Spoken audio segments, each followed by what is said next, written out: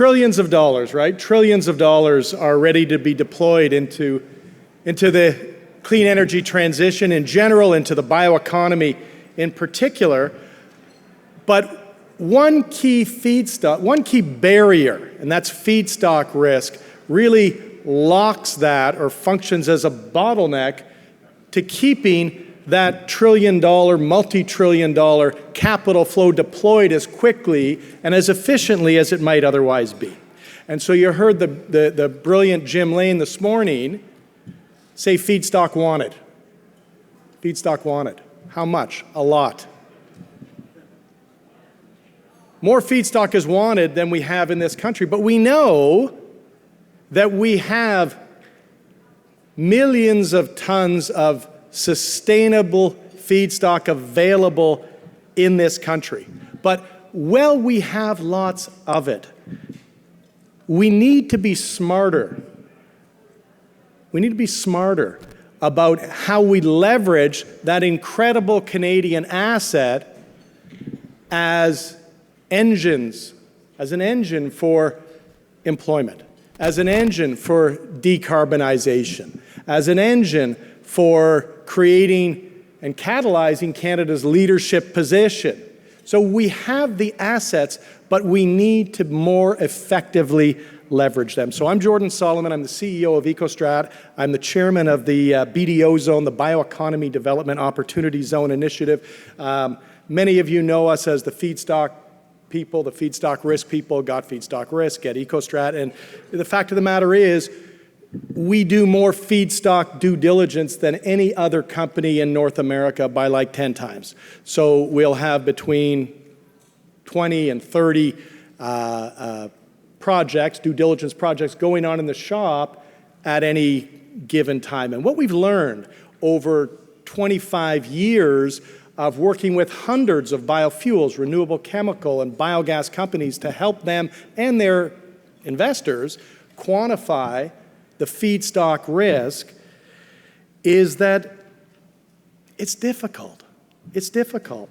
And most importantly, there is a lack of transparency between the places, the regions, that have feedstock risk and the developers who want to build the plants in those places. So there's a lack of transparency, and this is actually a very big deal. I mean, it sounds ephemeral, right? A lack of transparency, big deal, but transparency between buyers and sellers is the bedrock of market efficiency. And in any efficient market in the world, sugar, pork belly, steel, energy, we see it, right? There's no mystery who's the buyers, who's the sellers. But there's a huge mystery in where the biomass is from the perspective of the project developers, and where the project developers are from the perspective of the regions that have the biomass and want to attract one of those plants, right? So, I mean, all of you have bought a house, right? We've all bought a house. Imagine buying a house without MLS, right? Without a transparent database of hundreds or thousands of houses that fit the price you want to pay in the area where you want to move, with the number of bedrooms you want, et cetera, et cetera. Imagine, so you might be able to find a house, right? Without MLS, but it would be difficult and it would be slow. So it would be difficult and it would be slow. And difficult and slow is no way to catalyze a multi-trillion-dollar bioeconomy.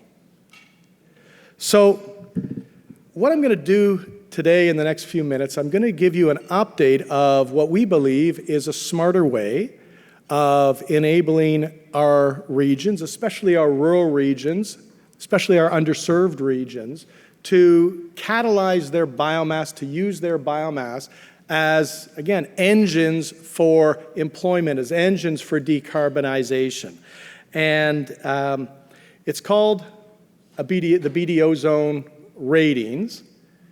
And what does it do, in fact? Well, what it does is it certifies regional readiness for biomanufacturing. It creates global connections, and by doing those two things, it makes the phones ring. It creates an influx of new energy opportunities. So what are they? They're standards-based assessments of regional biomanufacturing readiness. Regional biomanufacturing readiness. What does that mean? It means how ready is a region to host a new renewable chemical plant, biofuels plant, or bioprojects plant.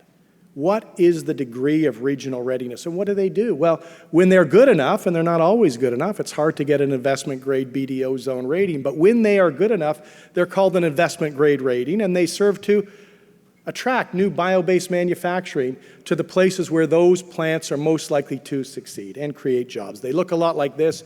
You'll be well familiar with the type of mechanism that looks a lot like a credit rating, right? There's never been a AAA yet. Regional rating that's been issued. There's been 2 AA ratings. One of them was in Bonware, Texas for a SAF project there by USA Bioenergy. But there have been almost 35, 40 A ratings that have been issued all around North America, and many of those have been in Canada. And what do? What does it take to become a rated community? What does it take to receive a designation as, say, a AA BDO zone rated community? Well, these communities undergo extensive and rigorous due diligence using a standardized framework of over 100 transparent and validated indicators. But basically, they're looked at for risk in 3 buckets. Number 1, do they have a feedstock surplus? Is there a surplus of available feedstock there? Number 2, are there committed suppliers? Are there resilient supply chains that if a plant was there, would they work to move the biomass out of the forests or out of the fields or out of the factories to the new plant? Committed suppliers. And number 3, sound infrastructure. Are there roads? Are there workforce? Is there power? What's the proximity to carbon sequestration? Infrastructure, right? And if they rate highly enough on these 3 buckets of risk, as we call them, then they'll get a high rating. They'll get an A rating, they'll get a AA rating, etc. So, why do people care about a BDO zone rating? Well, they care because their ratings are issued within the framework of credible, recognized, standards-based ratings. These ratings were developed by, in the U.S. through one of their national labs, Idaho National Labs, many years ago, but then they were brought to Canada, and through the forward-looking people at CSA, they were made in 2021 into a CSA national standard, which you can purchase today from CSA. The SCC accredited that as what's called a version of that, the BDO zone version of that, as a workshop standard in 2023. And CSA is working today with ASTM for binational, I may not be using the right word when I say accreditation, but binational standard, where the Canadian national standards for biomass supply chain risk will become a binational standard, which is, again, a big deal. This is what they look like. This is one that was issued not that long ago, in August this year, for the MD of Greenview in the county of Grand Prairie in Alberta. It was for just over 225,000 tons to 333,000 tons of woody biomass a year, available within 120 kilometers, of the middle of the BDO zone. The rating outlook is strong. The infrastructure profile is excellent. The promotion part of the rating, where these ratings are promoted throughout the world to hundreds and even thousands of bio-based project developers and investors, will start for Greenview next month, and the phone should start ringing. This is one of many fantastic places for a new bio-based plant. So why do we need them? Why does the county of Grand Prairie, Alberta, need a BDO zone rating? Why does it help them? Why does it help these communities? And we need them because in Canada, we have hundreds of regions around this country that have tremendous surpluses of biomass. And many of them have economic development organizations that have heard of this multi-trillion-dollar clean energy transition, and they want a piece of it, right? They'd like to attract a plant. They'd like to generate employment in their towns. Maybe they've had a pulp mill that's gone down 5 years ago. Maybe they lost 200 jobs. They dearly like to reactivate. But the market isn't magic. The market's not magic. It doesn't magically know that the MD of Greenview in Grand Prairie, Alberta, is a hell of a place to build a new plant. So without a BDO zone rating, without these bullseyes in the map that signal to project developers all over the world that some of the due diligence that you need to site your next plant has already been done, these places are lost. And what a rating does is it helps them get found. And how can we possibly expect Canada to leverage our millions of tons of sustainably grown biomass, arguably our greatest asset, without cataloging systematically and enabling the world to understand where those assets are? Why are we making them look around? Why are we making them search? It makes no sense, right? So if we want to do what we want to do, which is attract bio-based development to this country, we need to make it easy for the people that are standing up these plants to know where they should be standing them up. And that's what a BDO zone does. Several years ago now, we put together what's called the BDO Zone Investment Coalition. It's as Jim would say, a coalition of the willing, but willing capital markets. Right now, it's about 22 capital markets. You can see some of them up there. It's Goldman Sachs, it's Citibank. But together on Earth Day 2 years ago, they announced $1 billion to deploy behind plants located where? Located in BDO zones, because they know that's one of the success criteria for plants. So 3 years ago, I stood up here, and there was one BDO zone. It was in Melville, Saskatchewan for wheat straw. It was the very first one. And 2 years ago, there were 6 of them. And by the end of this year, there's going to be 50. And you can see, I'm not going to go through them, but a bunch of them are in Canada. The U.S. Department of Agriculture has been putting capital to support communities that want to use BDO zones to attract bio-based development in a huge way. Canada has been doing, through the Clean Fuels Fund, 15 communities applied to the Clean Fuels Fund. Everyone, I think, is crossing their fingers in those communities that the Clean Fuels Fund will actually support those communities and release that money, but we're hopeful that that's going to happen, and it should happen, because the economic impact and the GHG impact of properly cataloging the places where we should be siting these plants in this country, in the United States, is material. In Canada, you can see the impact, almost $5 billion, 16,000 new clean energy jobs, and 2% of net GHG impact. Now, let me explain just very quickly how these figures are calculated, because it's important to understand. This is average GHG impact and job creation impact, direct, indirect, and induced job creation by an average biofuels, renewable chemical, or biogas plant. So we've taken the average. We've assumed that in about 33% of the BDO zones, there will be one plant in the next 5 years. We think that's with those relatively conservative calculations, you really have a big impact of climate change, even bigger in the U.S. BDO zones support capital raises. Here are 2 SAF plants in the U.S. that are using BDO zone ratings. Velocys's plant is in Natchez, Mississippi. USA Bioenergy Plants is in Bon Weir, Texas. Barclays is doing the raise for Velocys, over $1 billion, and Citi. Now look, I'm not up here to say that a BDO zone rating is the difference between USA Bioenergy raising $1 billion and them failing to do that. But there are some capital markets here in the room, and we all know that raising capital is a belts and suspenders type of affair, right? The more belts, the more suspenders that one has, the more likely that plant is to come across the line. And a BDO zone rating, a good one, is another belt and suspenders to help them do exactly that. I'm going to introduce my colleague, Meaghan Seagrave, in just a second, but with collaboration from Meaghan's organization and with collaboration also from and support from IRAP, we invented something called BDO Zone SAT. And BDO Zone SAT addressed a problem. A lot of these communities are poor.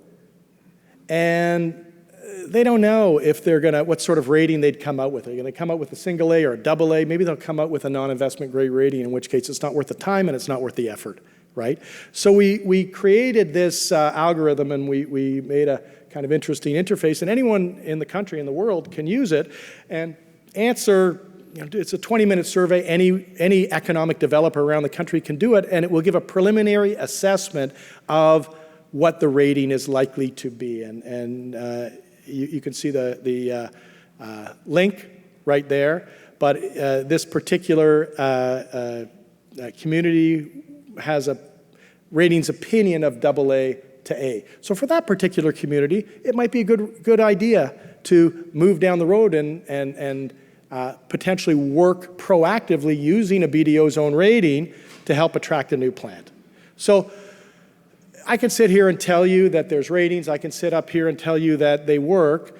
But here's maybe a couple minutes from some of the real people, the real ratings, and the real impact. And if we don't have sound, then we're going to move to the next slide. And we don't have sound. Okay. Well, we're going to move to the next slide, and it really is a shame that you're not seeing Mark Peck up here, because what he's doing is he's announcing the very first plant announcement in a BDO zone in Libby, Montana. And what he's saying is that the BDO zone rating was issued, and a South Korean company saw the rating and was on a plane to Libby, Montana within a week. 3 months later, they made the plant announcement. 2 months after that, they were pouring concrete, right? You can see Karam Anil, she is USDA administrator. Huge support, as I mentioned, by the USDA for driving bio-based plant development in their rural areas. And so anyway, I'm not going to speak for all of them, but I'm going to move to something that I think is very exciting, and you're hearing it the first time here. With the support of the, I would say, incredibly forward-looking team at NRC IRAP, with their very generous support, I'm announcing today the launch of IBRA. IBRA is the International Biomass Rating Agency, and IBRA will be the vehicle for supporting regions all around the world with Canadian-made standards to designate their regions where they have surpluses of biomass, resilient supply chains, and good infrastructure. In India and Brazil and China and where IBRA will license the IP around BDO zones to companies that have boots on the ground in those areas, and by doing that, we'll rapidly develop a worldwide catalog of the very best areas in the world to build new plants. I'm not going to get into this here, but there are 10 different mission areas for IBRA. The most important ones are 3. What's IBRA going to do? It's going to issue BDO zone rating licenses, number 1. It's going to train teams around the world to carry out BDO zone ratings using the scoring protocols and the ratings metrics that have been developed, again, using and leveraging CSA's Canadian national standard. And it will validate ratings and issue those ratings all around the world. Eventually, if you look up to number 10, it will support projects that land in these amazing places for new bioenergy development with capital to build and get funded. So it's going to be a vehicle to really catalyze and energize and drive and accelerate bio-based development worldwide using Canadian homemade standards, Canadian homemade ratings, and I think that's how we galvanize and catalyze Canada's leadership around the world. So thank you very much. I'm going to pass this to my good friend Meaghan Seagrave. Meaghan, I've talked about the small picture and tools, and I know Meaghan's going to talk about the big picture.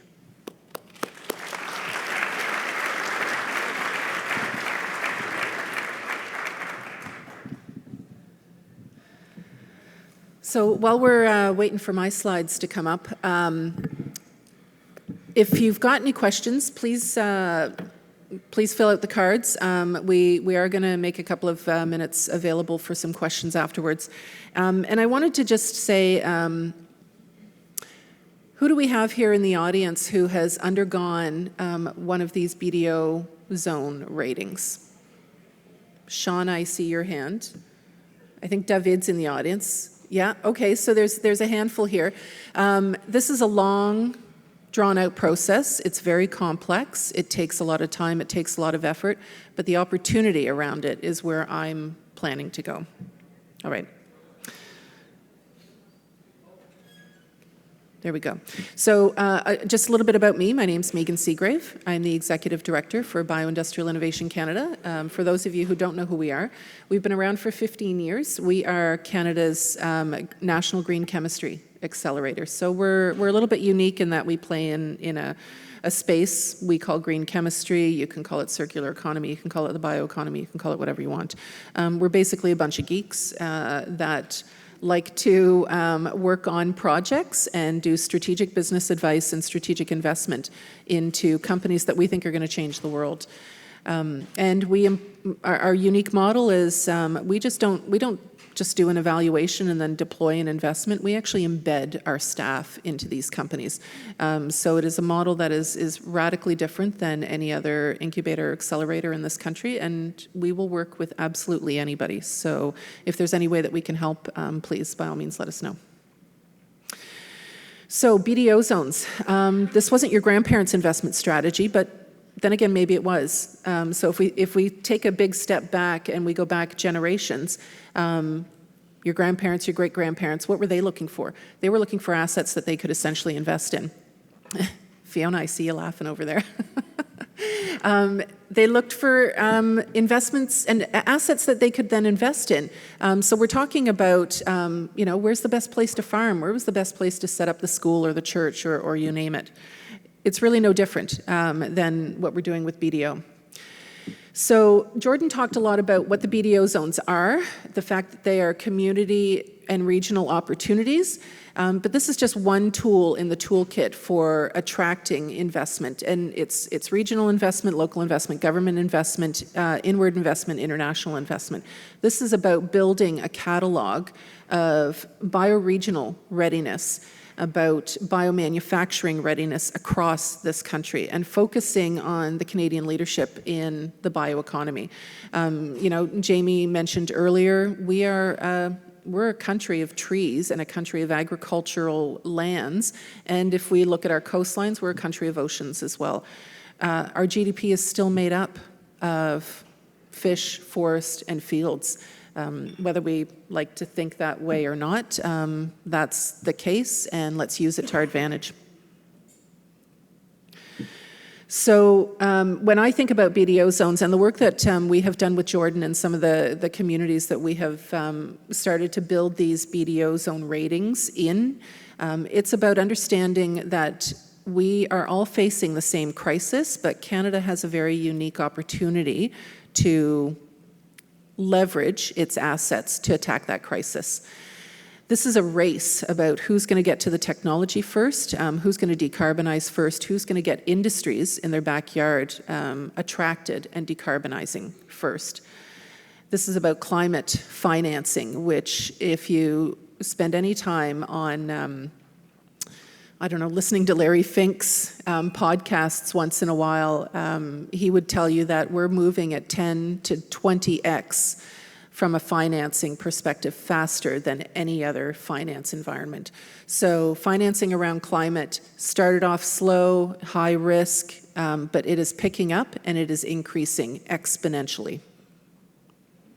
This is a competition, and we need to be in to win it. This is not about sitting on our duffs. This is not about expecting government to do something about it. This is about taking the opportunity and running with it. And the BDO zone opportunity is something that communities need to take a look at. Regions need to invest in, provinces need to invest in, and federally we need to come to the table because this is all about de-risking investment, whether it's de-risking government investment, de-risking private sector investment. Countries and regions are competing for investment. You heard Jordan talk about a BDO zone rating, and within 2 weeks they had phone calls and folks from across the world jumping on planes saying, can I come and take a look at this?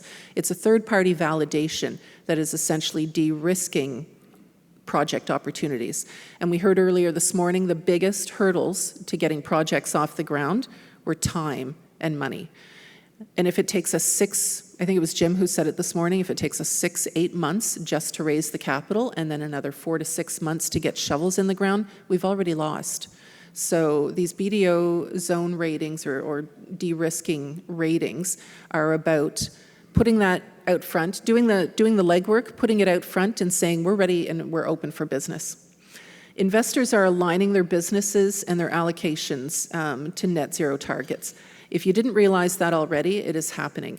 And it is happening in spades around the world. We don't see it as much in Canada because we don't have the same access to private capital as they do in the US or as they might in the EU, but it is following net zero targets. So any projects that we can bring forward and put shovels in the ground that are going to help decarbonize our industries in our country are going to attract investment.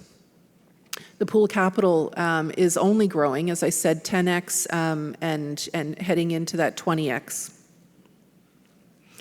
The realities are corporations and financial institutions are using this information to make decisions on where they're going to put their money next. If we have the information to give them, they will take it, they will use it to their advantage. If we don't have the information to give them, they're not even coming to the front door. In the case of Canada, they're not coming into the country because we are not inviting them. And we don't have the urgency in this country that you might see in the EU and a little bit less so in the US. But I'll tell you, I was at an event last week talking about energy and energy innovation, and we had folks from Denmark, Germany, the UK, and the US, and my last power bill was 11.3 cents a kilowatt hour.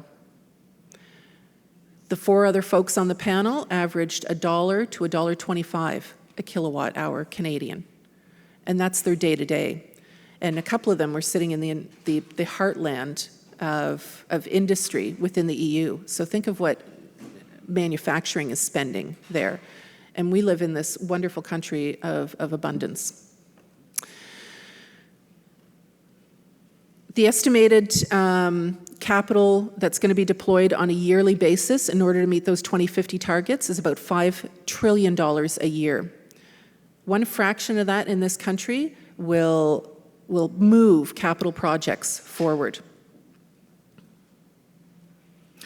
Think of these BDO zones as fast identification, fast investment, fast capital flow. This is about de-risking, less risky deployment of capital in our country around projects. If this is the first time you've heard about these BDO zones, have a conversation with Ecostrat. If you don't understand what's required to head down this path, talk with Shauna from SLEP, talk with David from Idea Teal, talk with the folks in the audience who have gone through this process. It's time consuming. It takes a lot of effort. It takes a team to do it, but the phones will start ringing, and then we can start to actually look at where it makes sense to build some of these projects. So if we look at where the biggest allocators of capital are going to be in economies moving forward, it's all related to industrial decarbonization. Jordan focused around energy. I play more on the biomaterials, biochemicals, and bioproducts side, but it's all connected. It's like we're sitting here knitting the sweater together. The business community is actually reacting positively not only to the BDO zones, but they're reacting positively to what's happening from a net zero perspective. It's taking them a little bit of time, but most of them have ESG standards that are now in play that they are going to have to invest in order to meet. They want their businesses to grow. They want their businesses to succeed. Consider this productivity and competitiveness. If you are a manufacturer here in Canada, you're looking to grow and you're not decarbonizing, and you happen to be in an export-based industry, if you don't understand what it is that you're going to need to meet the new export markets, you're likely going to be out of business in the next 5 years. If we have regions within this country that have underutilized or stranded assets, abandoned pulp and paper mills, abandoned fish plants. I come from a province that has well over 100 fish plants. Half of them are in use for maybe 4 months out of the year. If we can put those assets back into play, most of them have KV lines heading through them, most of them have rail lines next to them. They have access to green, clean power. They have access to biomass and feedstock. If we bring all of that together around BDOs, we will have opportunities to literally put pins on a map and get projects up and running. So we need to rethink the BDO zones. The hurdle is not the money, it's how to deploy it. BDO zones are going to create a catalog of readiness in this country. They're going to highlight regions for biomanufacturing, and they are going to attract investment and technologies. We just need to do it faster, and we need to do it with a concerted and coordinated effort. All right. So thank you. Those are my coordinates up there if you have any questions. And I think we've got 5 minutes left. So I wanted to ask if there were any questions from the audience for Jordan or I, because we can turn this into a bit of a conversation. Anyone? Yeah.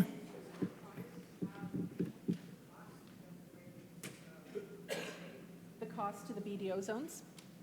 So what does it cost to actually have a BDO zone done? I'm going to let Jordan answer that, but I would first say he put up the link to the BDO SAT. Do that as your very first step.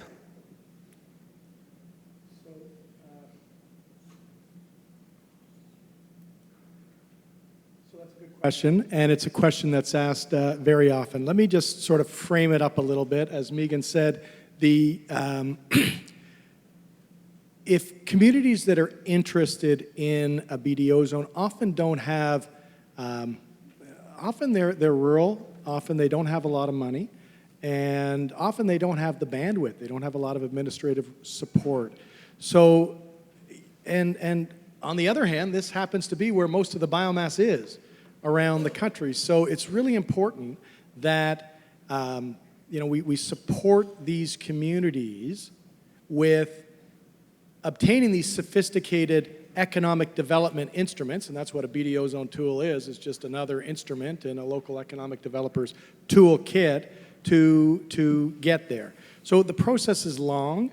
As Meaghan says, if it's fast, it's 2 months for the technical work. If it's normal, it's 3. If it's kind of normal, it can be 4 months to go from beginning to end. That is to analyze the infrastructure, to talk to the suppliers in the area, to get the feedback, to really truly understand how much feedstock is actually available, and to gauge community support in the area. So that's a granular process. Then it moves into a process that's between 1 and 3 years long, and it's arguably the most important process, and it's the promotions process. And it's where these communities leverage their rating to attract deal flow, to attract attention from project developers all around the world. And so the whole process of a BDO zone rating, number one, is the technical part, 3 to 5 months, the promotions part, 1 to 3 years. The total cost that it ranges depending on a number of different factors, but it's anywhere from it's around $100,000 to $150,000, depending on how much the community wishes to support their ratings with promotion. It makes no sense to get a rating and to leave it gather dust on the shelf. It's an instrument, and it's a tool. It has to be used. A hammer's no good if it's hanging in your furnace room. It's good if it's used, and it's the exact same thing with the BDO zone. Now, there is support from the Canadian government, from the Clean Fuels Fund, from many other provincial grants for helping communities cover all or part of the cost. Ecostrat will cover a very big chunk in kind of the cost because we want more of these around the country. In the U.S., if there's any Americans in the room, the USDA's Rural Business Development Grant, the RBDG, will cover 100% of the cost of a BDO zone rating. So last year, 22 different regions applied for that money and 21 received the full nut. There's going to be at least 50 or 100 that will apply this year in the U.S., and we expect that the vast majority of them will also receive support, right? I've got a few more questions here. So first I've got a comment from Shauna, appreciate this. Don't let the time commitment scare you. It's not a painful process. So as much as I'm saying it takes a little while and you need a team to do it, you do, but it's absolutely doable. So we've got a couple of questions here. One of them is, please speak more about feedstock from a reliability. Will this feedstock be available or be there in 10 years? I don't know if that's something that, sure. Yeah, okay. I mean, look, it's a great question. Evaluating feedstock risk is difficult. It's sometimes a bit more of an art than a science to predict feedstock availability and feedstock cost going out 10 years. I